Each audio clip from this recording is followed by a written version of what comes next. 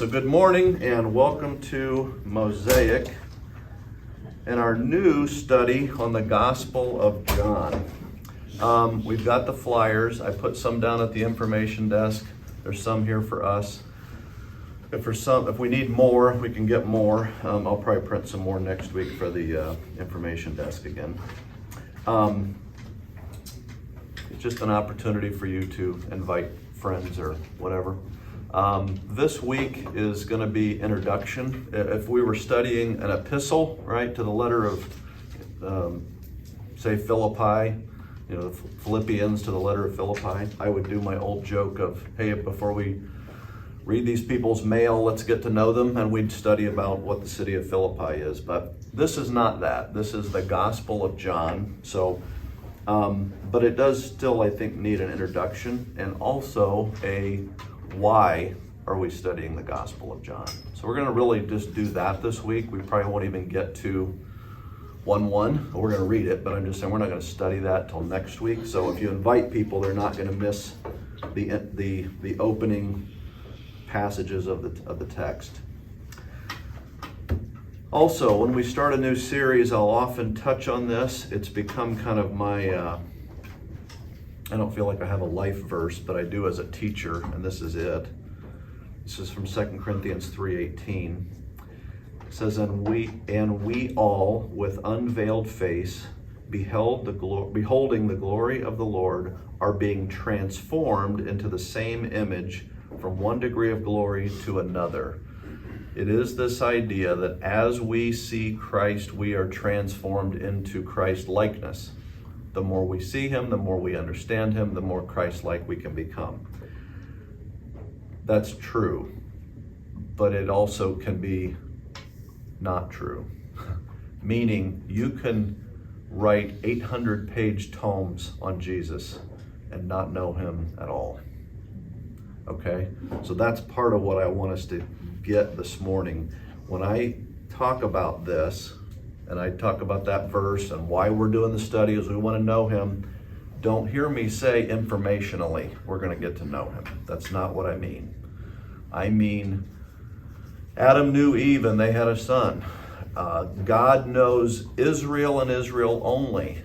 Well, he obviously knows who Egypt is, but he only has a relationship with Israel, right? In the New Testament, I can't remember where, it says, now that we know God, or God knows us, I'm paraphrasing that. But it's a verse that talks about we now are known by God.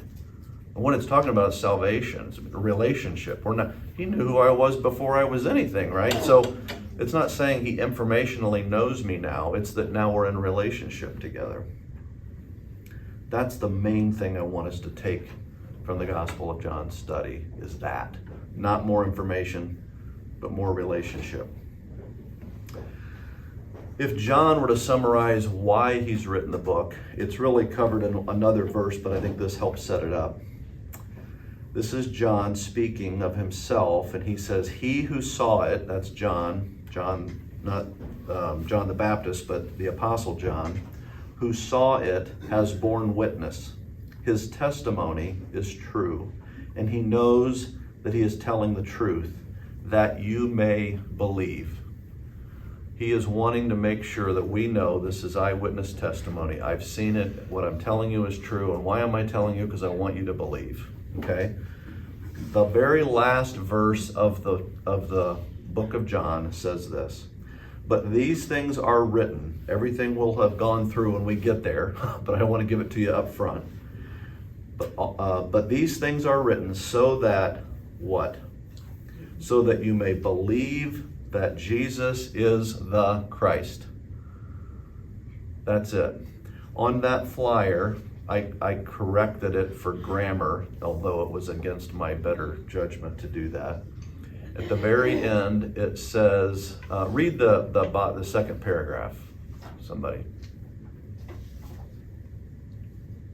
Have you ever wondered why he is called? Yeah. Have you ever wondered why Jesus is referred to as the Word, the Light, the Lamb of God, the living water, the door, the bread of life, the true vine, the good shepherd, the way, the truth, and the life? Truly understanding the significance of each of these titles can change your life and your relationship with Christ. And the way I had said that originally was change your relationship with the Christ. But that just seems weird. But it's accurate. That's a better way of stating that sentence. Because his name is not Christ. That's a title. It's Messiah. He is not Jesus Christ like I am Chris Mitchell. He is Jesus. His title is Christ. So it's like Bill President. You know what I mean? It's that. Christ is a title. It's not a name. So when he says this here in John 20, that you may believe that Jesus is the Christ, that's accurate. It's Jesus. He's the Messiah. That's what he's communicating there. Why? What's significant about that? He then says this, the Son of God.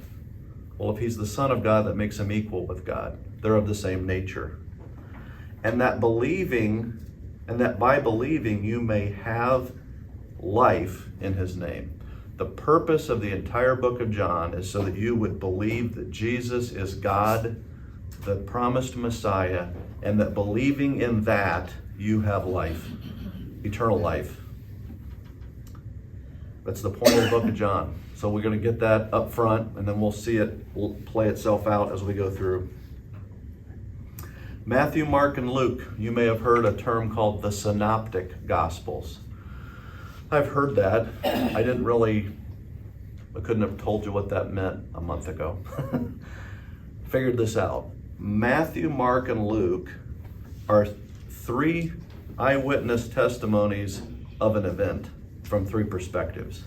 They're very similar in what they cover. They tell the story of Jesus' life and ministry. They have parables, they have his birth, they have all kinds of things in common. They're slightly different in the way they're arranged and the way they're told, but it's all about his life. It's explaining who Jesus is from a Jewish perspective, from a Greek perspective, that kind of thing. John, on the other hand, tells us about his nature, not his life. He tells us about his nature. He makes the case for the deity of Christ. Now, clearly he tells stories from his life to do that. So that's why you don't necessarily pick up on this readily. If you just read through them, it's like, well, all of them are about his life. Sort of. There are no parables in John, for example. Nothing about his birth. The longest dialogue between the Son and the Father is in John. It's just a completely kind of different way of seeing. It's a different gospel. It's done differently. I don't mean different as in we use that as a negative. You have a different gospel. I don't mean it that way. I mean, of the 4 gospels, this one is unique in that it is making the case for the deity of Christ. Which brings us to that second paragraph on the flyer. Have you ever wondered why Jesus is referred to as? And then it goes through this list of, these are all things pulled from John.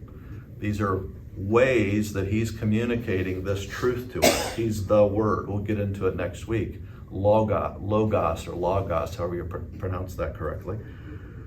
That was not initially brought up in John 1:1. That was a common understanding of the day, that there was this mind intelligence out there that had organized all these things, kind of known as the Logos.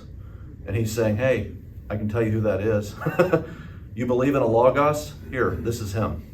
So he starts off with where they're at. They understand this idea of a Logos, and he's explaining to them that Logos that you think of, that's his name's Jesus. So that's just an example of, and they're all through here.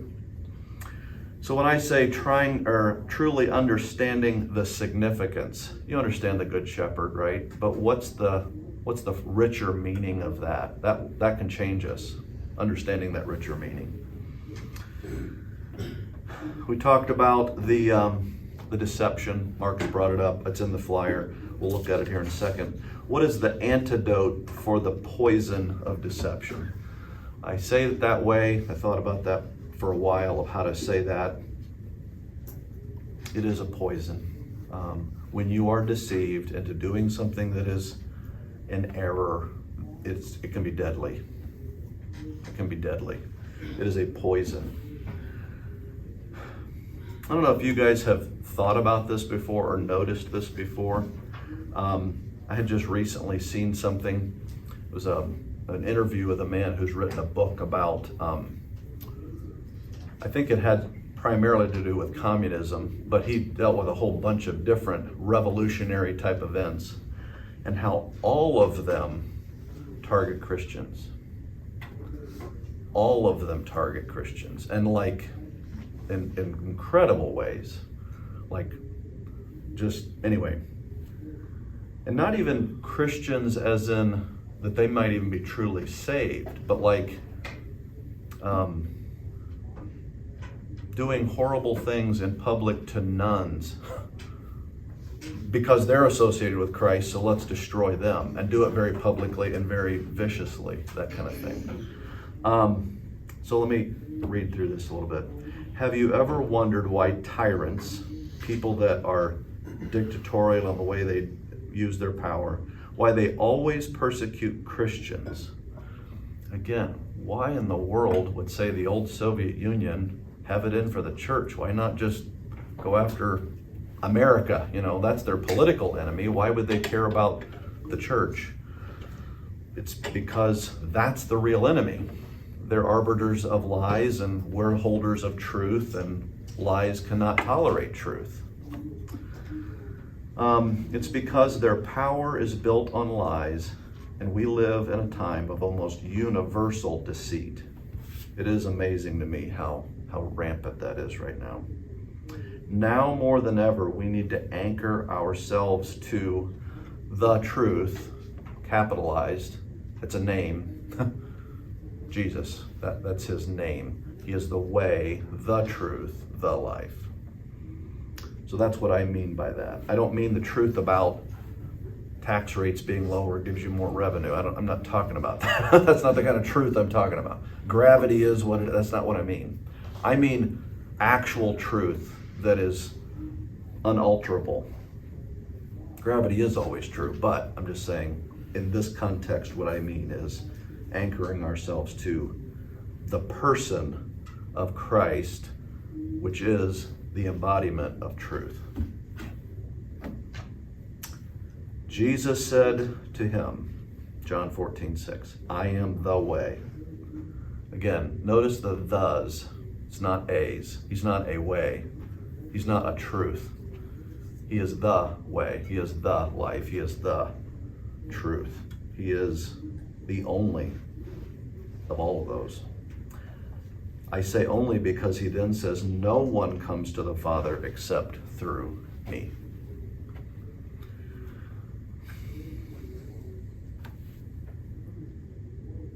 The antidote for the poison of deception is the truth. Sort of obvious, but I hope to expand upon that a little bit more.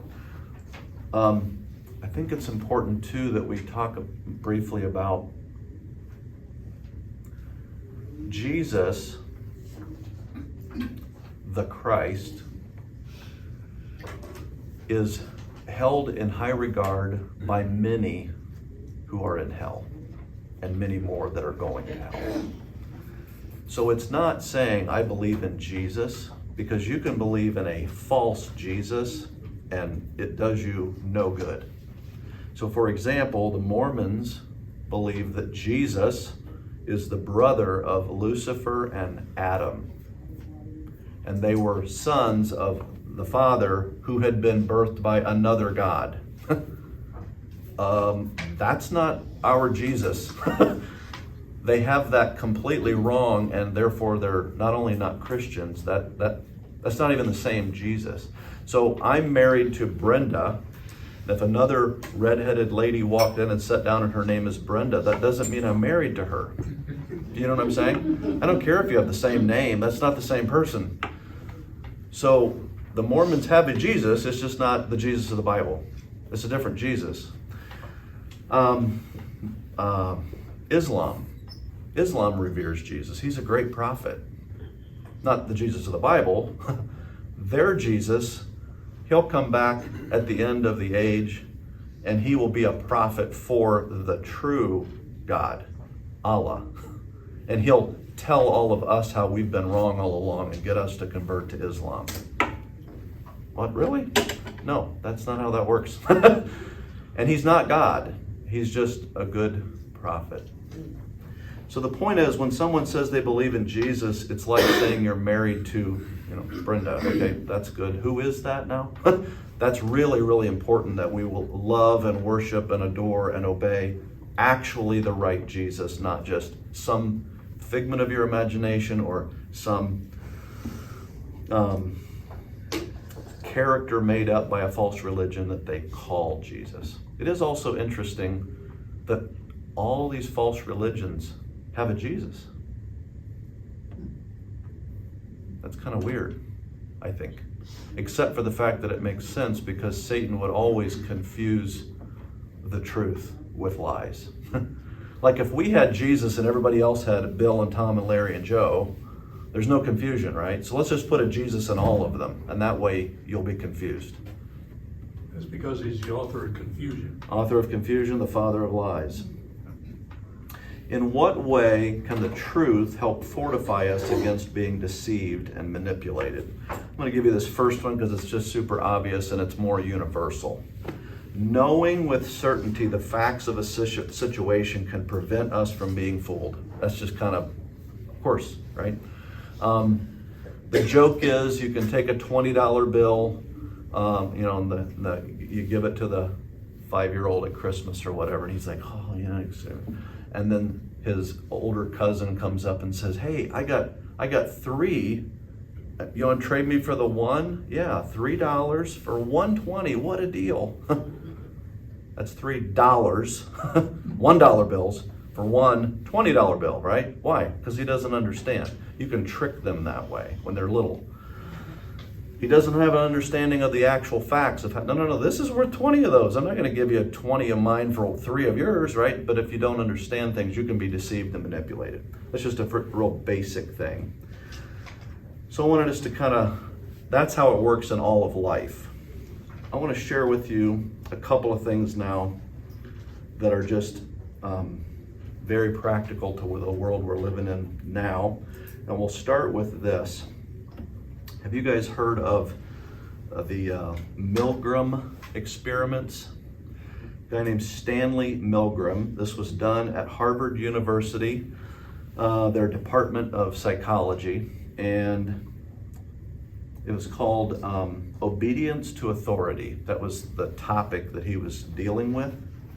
And I've kind of grayed out some stuff because there's so much on the slide. I don't want you to just get overwhelmed and what am I supposed to be looking at here? I just want you to see that's kind of who it is and where it happened. Now let's look at what he did.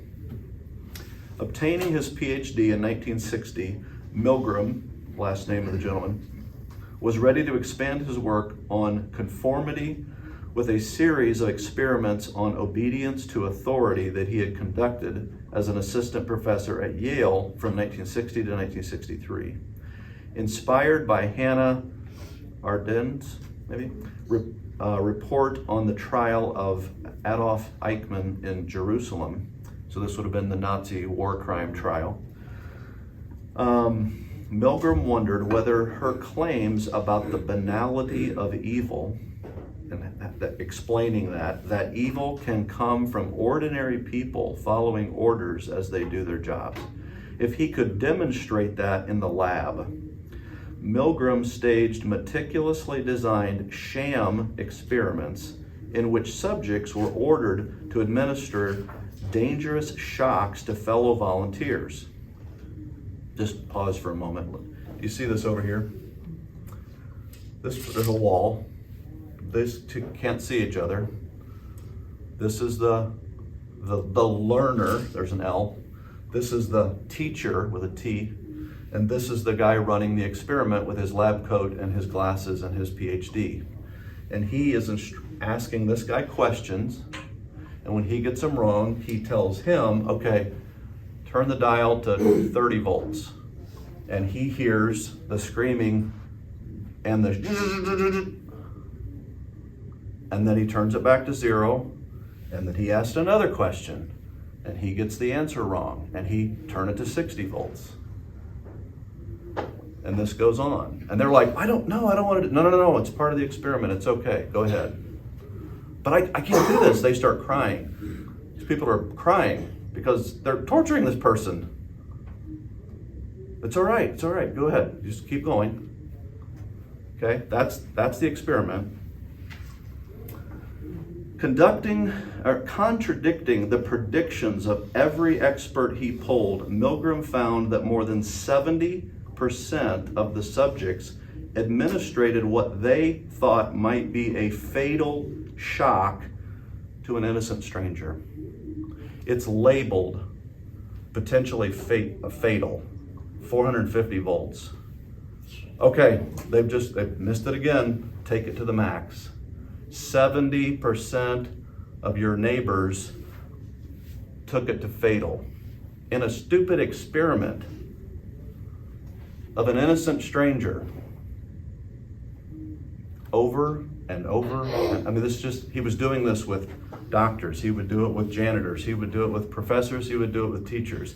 He had this huge mix of people. 70% would do what the authority told them to do, to the point of killing innocent people.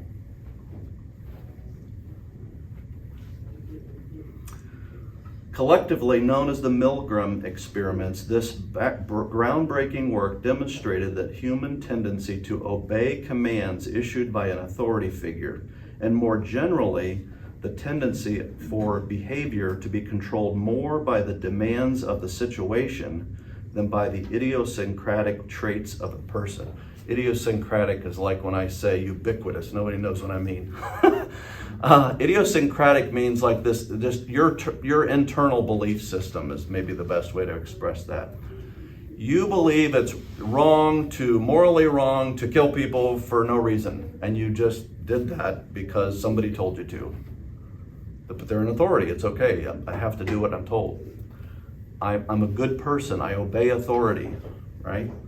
That's fine when they're good, but when they're bad, Nazis, you have policemen that are designed to protect and serve are rounding up people for the concentration camp. Now wait a minute, 6 months ago you were willing to die for your community as a policeman, and now you're helping round them up to get them killed? How? Because your authority told you to. So here's my point. If that is how we're as human beings kind of hardwired, what defense do we have against that? Notice that it's 70%, not 100. What's up with the 30? They got up and walked out. They said, this is stupid, and they just got up and stormed out of the room. I'm not doing that. I hope everybody in the room is part of the 30, right? That's my goal here. I want to make sure we're all 30%ers. I want to make sure that we, if ever put in that position, wouldn't do that. By the way, this guy is an actor and he's in on it. No one got shocked. The whole thing, this is the guy being experimented on. It's a psychological experiment. This guy is an innocent, he's part of it. He's an actor. He's screaming, ah! Okay, and the light comes on and he screams again. So these two are in it together to trick this guy, and amazingly, 70% do this incredible harm to strangers. Knowing that the truths you believe are eternal, unalterable, designed by God, not the state, not the authority. The truths you believe are eternal can prevent you from being influenced by peer pressure. That's what I want to fortify in you. Now, are we going to deal with shocking people for the next 6 months? Ain't never going to come up again, probably. It's an illustration. Yeah, we're not headed down a road of dealing with even cultural things so much in the study. My point is holding the truth so tightly, and so not just tightly as in like I hold gravity. It's absolutely true. It doesn't affect the way I live morally. But if I hold the fact that Jesus is God, he died for me, I'm living my life for him, and that is absolutely precious to me, you ain't getting that from me, and I'm not going to do that. That will change the way you live. It will fortify you against this kind of evil that we've seen in history over and over and over and over again. If you love me, you will keep my commandments. Why? Why is that true? Why does Jesus say, if you love me, you will keep my commandments? Because his commandments are good for you. And you love him and you want to do what he wants you to do. He's not commanding you to do bad things. Now, so we've touched on the Nazis. It's a little remote, a little distant. None of us are going to be asked to do that. Anything like that. We're not going to be running concentration camps, I don't think, a year from now.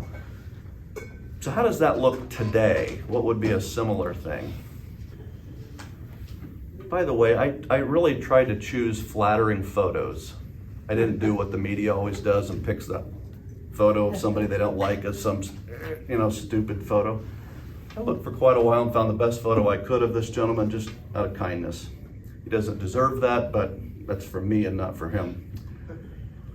This is an article that was just put out. It's at AP News, so it's just a reputable news source. It's found quite a few places. This is just the one that I found that I could fit on here well.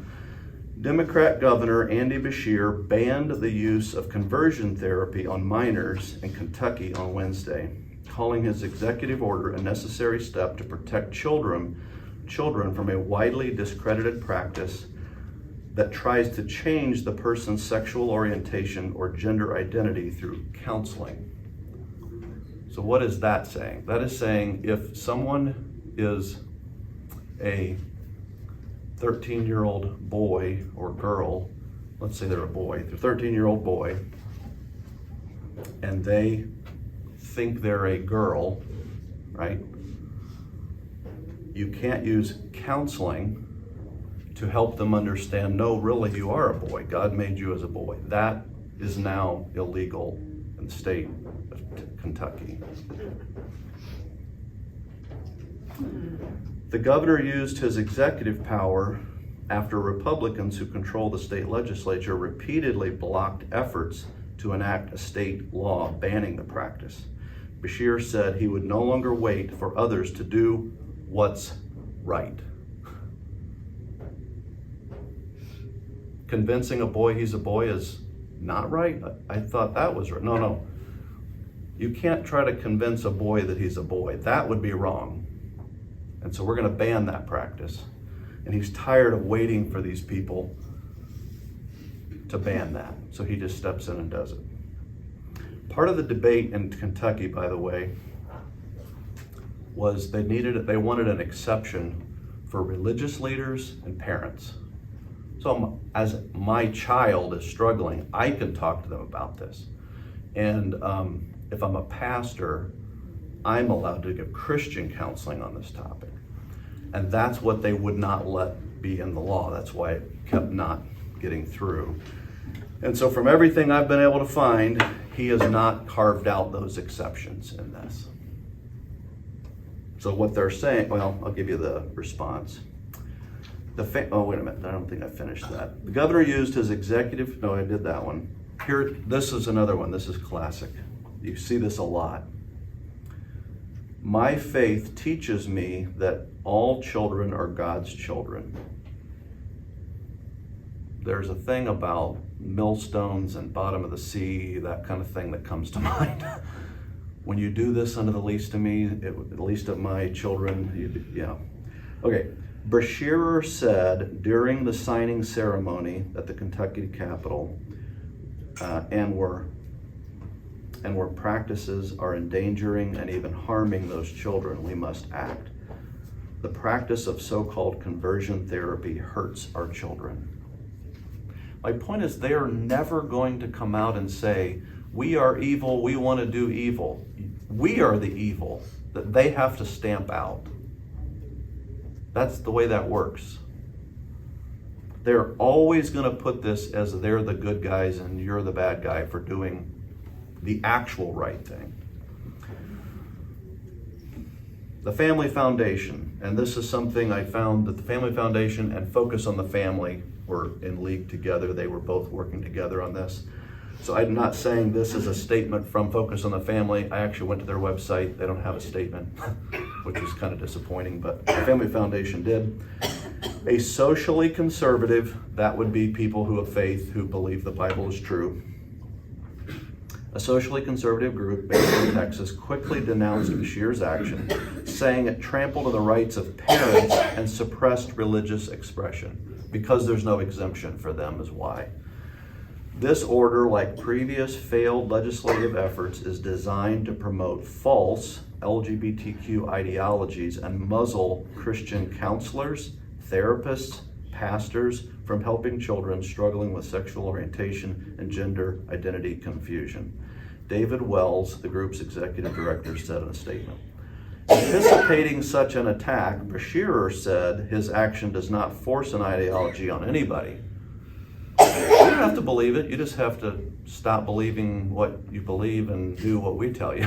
It's like, it simply stops so-called therapy that the medical community says is wrong and hurts children, the governor said.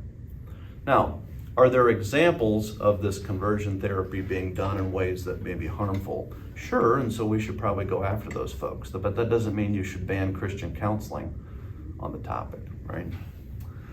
Last He thing. is up for re-election this year. Yeah. I'll say this in a minute. Okay, such therapy has been discredited. Christian counseling has been discredited and is opposed by, among others, then the American Medical Association and the American Psychological Association, citing research that shows it leads to increased risk of suicide and depression. Authorities saying, no, don't do that. And 70% will say, okay. Why am I talking about this today? I hadn't planned on it originally. I put that flyer together last week, and this happened Wednesday. And I happen to believe that if you're not fighting where the battle is the hottest, you're not fighting. You know what I mean?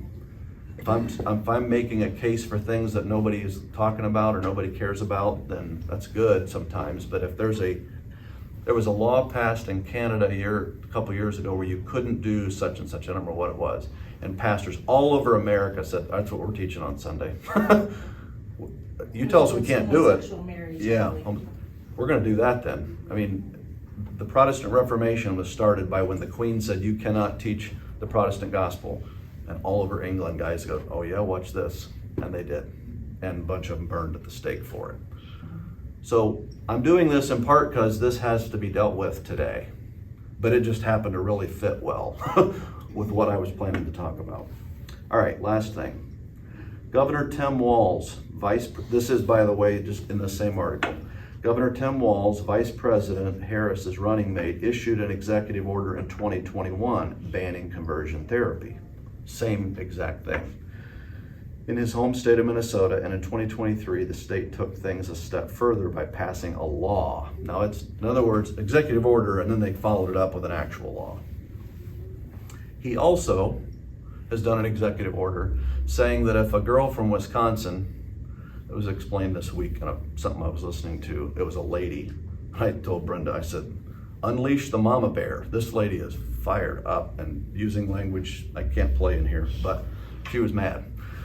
She goes, let's imagine this 13-year-old girl, she's a little overweight and has some acne and her parents are going through a divorce and she's all messed up inside, as she would probably be, and all of a sudden she's being told she's probably a boy.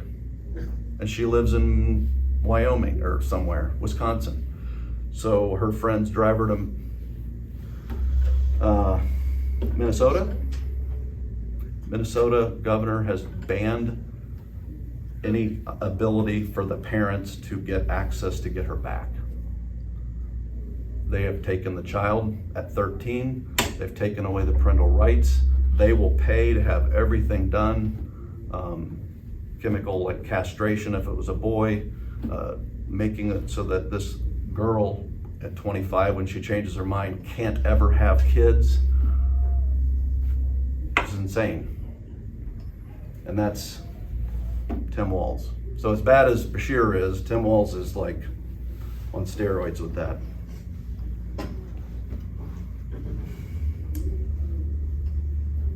I showed you this earlier.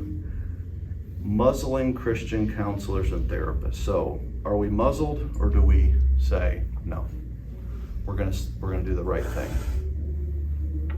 Are you gonna be the 30% that walk out of the room or counsel anyway, right? By the way, 20 states have a ban on conversion therapy. We live in a bubble in northern Indiana. Knowing the truth will strengthen your resolve. That's also part of that. Now, knowing the truth can be the man that teaches at a Bible college, and he's got a 5-volume set on Ecclesiastes or something, right? And he has everything nailed down, and he's a theological giant. And he goes to some conference, and I heard about this morning is why I'm using it. A conference in New Orleans, and after the conference heads off to the strip clubs. Like, what? I thought you were right. I thought truth helped. No, having knowledge isn't that helpful.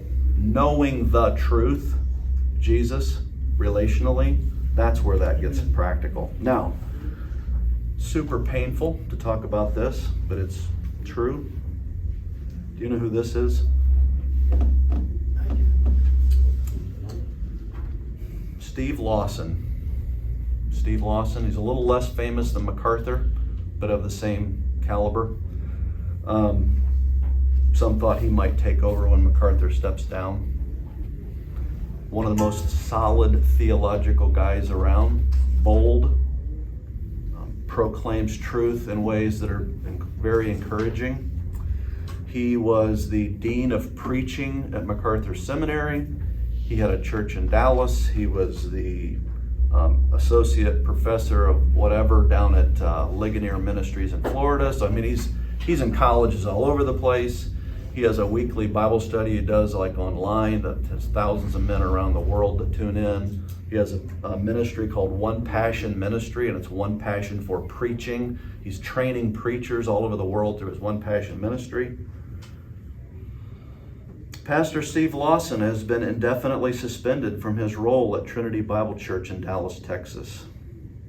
It comes following the revelation of an inappropriate relationship with a woman. The church's leadership made the announcement, stating they became aware of the situation several days ago. In their communication, Trinity Bible Church did not specify the nature of the relationship or identify the woman involved. They mentioned that the elders had met with Lawson and planned to support him through prayer, aiming for his personal repentance. That tells me that hasn't happened, or they wouldn't be seeking it. As a result of these developments, Lawson will no longer receive compensation from the church. This was Wednesday, I think, this week. By Thursday morning, he's out of everything. He's not on the Master's Seminary's website. He's been fired as their anything. He was scheduled to speak at the Shepherd's Conference for Pastors later this year. Picture's gone. He's no longer a speaker. Ligonier Ministries has kicked him. I mean, he's lost everything.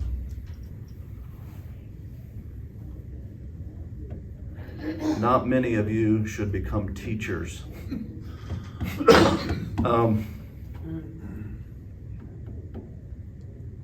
My brothers, for you know that we who teach will be judged at a greater strictness. Brenda and I had a conversation at supper last night. This stuff just, it terrifies me. I think of this guy as a guy that really does have a great grasp of the scriptures, far exceeding me.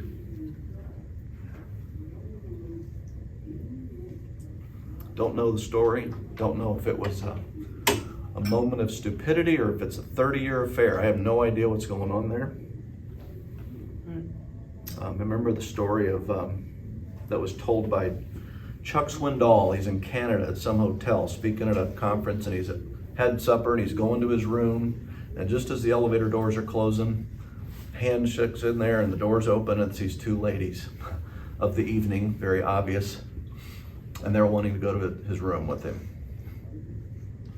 And they're not taking no for an answer and doing all the things that women have the ability to do to try to get men to do what they want them to do. And he managed to get out of the elevator, and as the door shut, he said he just collapsed on the floor in the hallway. Because what in the world impact would it have if Chuck Swindoll fell? Well, the same as him. Chuck Swindoll's the president of Dallas Theological, right? My point is, when you're standing here, I mean, you have this huge target, right? I know I'm human. I know that I'm flawed. I know that I've never done that. But if he's susceptible, is everybody in this room susceptible? Absolutely.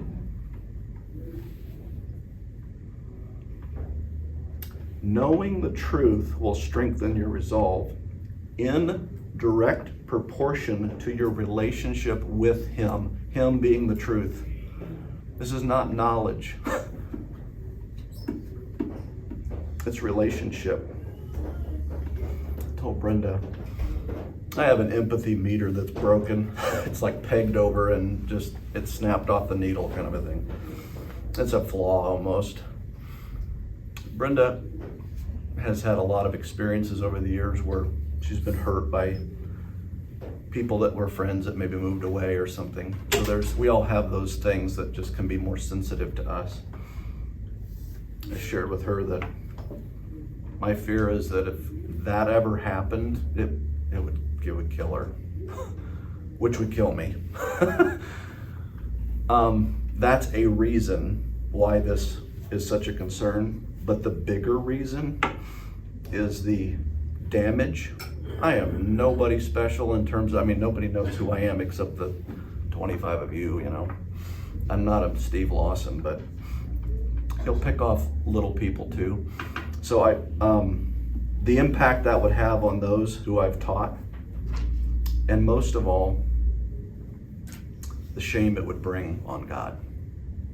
So if my relationship with Him is strong, and I don't want to lose that relationship, and I don't mean salvation, I mean relationship. If that's in jeopardy, I will be fortified to say no in those moments, like Chuck Swindoll was.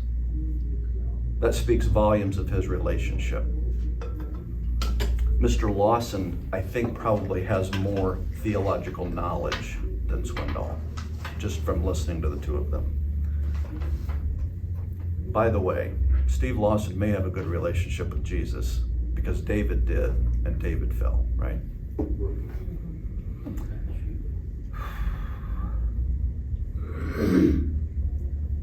Knowing the truth will strengthen your resolve in direct proportion to your relationship with Him.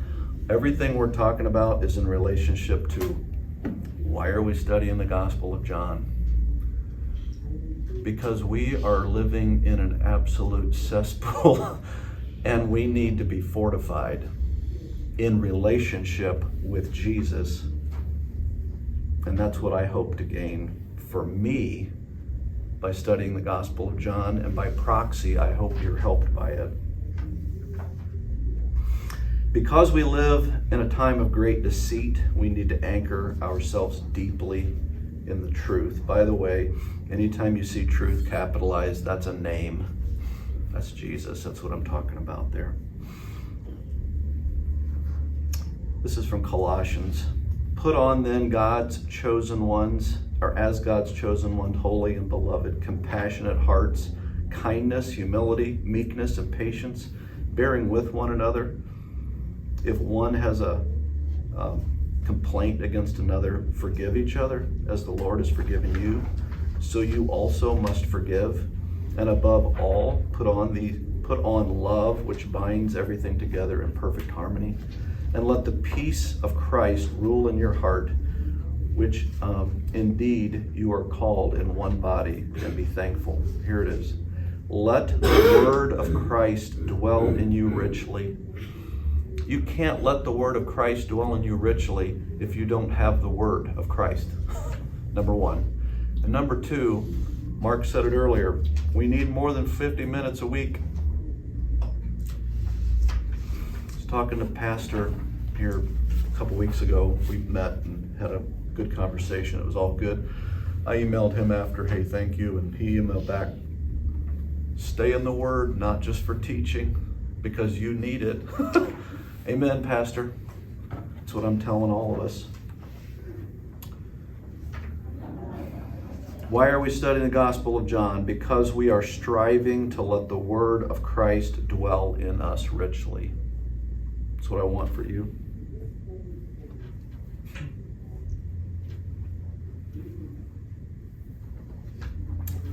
This captured what I really want to say better than I could say it, so I got a quote here from Mr. MacArthur from one of his sermons. Jesus put it this way: several statements that he made are recorded in John 14 in the upper room as he was talking to his disciples. He said things like, if you love me, you will keep my commandments. Pretty basic. He said, he who has my commandments and keeps them, he is the one who loves me. He then said, if anyone loves me, he will keep my commandments. 3 times he says the same thing in 3 little bit different ways. Okay? So here's the point of that. Obedience, keeping his commandments, is connected to loving. I want to make sure you're getting what I'm saying. It's not one flows from the other, is what I'm getting at. The love produces obedience. It fortifies the obedience. It's not that if I'm really obedient, then I'll love Christ. No. It's the other way around. The love produces the obedience. That's what he's saying. Behavior is connected to motivation. Motivation is loving Christ. The motivation of loving Christ. So I mentioned earlier about the thing, say with me, and I'm talking to Brenda. What's my motivation? My love for Brenda. I don't want to hurt her, right? I don't want to hurt God. My love is the motivation. That's what I'm getting at. The more of his glory that you see, the more you know, the more there is to love. The more you love, the more obedient you become. That's it. That's it right there. That last sentence is it. That's the point. Back to my initial comment at the beginning. What is the antidote for the poison of deception? The deception that it's worth it, do that. You don't want to look foolish, do this. Even the American Medical Association thinks this is horrible. What is wrong with you? No, don't, right? The antidote is the truth. The antidote is knowing Jesus intimately, personally, loving him, and that love is so strong you wouldn't dare violate him. That's how we're obedient. Why are we studying the Gospel of John? Because our relationship with Christ, and not just knowledge about him, is our only hope in this life. What do I mean by only hope in this life? I mean making it to the end without wrecking morally. I remember John Piper, I don't know how old his dad was, in his 80s. His mom had passed away, I think, if I remember the story correctly. And he begged God in prayer that his dad could finish well, because he had seen so many men not. By the way, Steve Lawson is 73 years old. My point is, he's at the end. He made it all the way to the end, and now he's failing. Well, that's because the impact on the negative impact is bigger. Satan will leave him alone until he gets this huge, and then, okay, now let's take him out. So what does that do to a 53-year-old man? It's like, oh my goodness, this is never going to get better. It's never going to get easier from that perspective. The attacks just get worse and worse and worse because he's got to take you out before you end so he can wipe out everything you've done. I got to fortify. I got to fortify this. Yeah, just to carry that out, the damage, the potential damage. Now, you said 50 some. Yeah. I mean, I was notified by my son Cody, who Cody followed. Yeah. Those guys. Those Yeah. online, and thankful. Yeah. I think. Yeah. But he notified me, and his exact words were beyond shocking. Beyond shock. And he's only 25. And I'm just thinking of that's when I said, when I pass it along to you, I'm like, yeah, fat guy from Ossian, this thing, Yeah. how. I know what you're saying. How we are. Of all generations that he's impacted, the magnitude of. When you stop breathing, you're safe. Until then, Satan is a roaring lion. Be on guard. Now, does that mean we live paranoid? No. It means we chase after a relationship with Christ in such a way that we're able to fortify ourselves against those attacks. It's not negative, is my point. I want to make sure you catch that. This isn't I'm terrified and what am I going to do? No. I've got my plan. My plan is chase hard after Christ in relationship. That's the plan. That's a good plan. That's a positive plan is my point. It's not a negative. Go ahead. I was at the county fair with our chapel several years back, and there was a guy set up just right close to us with the cage of lions and tigers and so forth. Oh, yeah. And I raised the question, when does a lion roar? And I said, and I quoted the verse about as a roaring lion. And he asked, are you saying my lions are Satan? I says, absolutely not. Yeah. I think what we're trying to find out, when do they roar? Oh, okay. And he explained that a lion roars when he's claiming this is my territory, not when he's attacking. Yeah. They're so sneaky. that's when you see where he's at. Yeah. But the attack's going to be very sneaky. Yeah. And I would say this, an executive order threatening parents and pastors is a roaring lion. Right. Designed to scare you into doing what you know is not correct. Right. That's the roaring lion. This is it's our territory. You have no business giving godly counsel, as he says he believes in God. Which is, go ahead. I don't know if this is true or not, but I heard this story and I really liked it, so I'm gonna repeat it. There you go. So that the lioness is usually, and that's what reminded me of, they're usually the one going for the kill, right? And there's these old lions, they have a big roar, but they have like dentures, they Right. don't have a lot of teeth, and they're real slow. So they would put the lion on the one side of the antelope, and the lionesses would be on the other. And he would roar, and they would run into the trap. There you go. So That's even good. if it's not real, I like the The picture imagery is of good. it, Yeah. is that we have to be on guard. Yeah. We just have to. And the being on guard can wear you down if it's a negative. Right. If it's not, if you're not coming at this with this, so like everything we're talking about, we're not going to talk about that the rest of the time. The rest of the time we're focused on Jesus. We're focused on who is he and I want to know everything about him so that I can love him more deeply, and that's my fortification. So I want to make sure you don't think that goodness, this is gonna be a downer of a series. No. This is gonna be good. Just today's y'all. Just today. Covered all the hard stuff. I'm getting it all out of the way now. John 16:33. I had about a dozen of these, but we're gonna just look at them in weeks to come. I went through and pulled all these famous passages from John. It's kind of interesting. All these one-liner type bumper sticker verses. I'll just show you a couple of what, The thief comes only to steal and kill and destroy. I came that you may have life and life abundantly. That's John. A new commandment I give you, that you love one another just as I have loved you. You also are to love one another. These are all through John, these little bumper sticker type quoted verses. In light of this morning, I have said these things to you, Jesus speaking at the very end, with his disciples, that you may have peace. Everything he's giving them is so they have peace. Why? In this world, or in the world, you will have tribulation. It's going to be really hard. But take heart, I have overcome the world. That's the one that lives within you, the one that raised himself from the dead.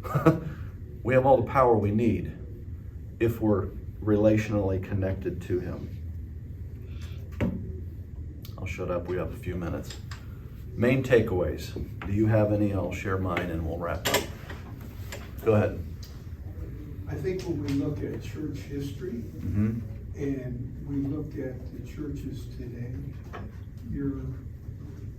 my take on it is the deceit. You have to be just as careful with deceit in the church. In the church, yeah. As you do with the world. I agree. And it still applies. You have to know Jesus. You have to follow him. Yeah. I would say this, when you look at all these scandals over time with pastors, they're fairly frequent, sadly. But a ton of those are like from a charismatic church where they have kind of wacky theology type thing. Well, of course, right? You have bad theology, you're gonna get off into sin. And there's actually some truth to that. There's a parallel. We see it in Jude. The men who were teaching false teaching were also taking advantage of women within their church. So that there is a correlation there. The point is, once we get to a point where we have somebody with good theology and it touches them, it's like, oh man. So it isn't knowing the truth informationally. It's knowing the truth, Christ, relationally, which includes information, but anyway, other thoughts?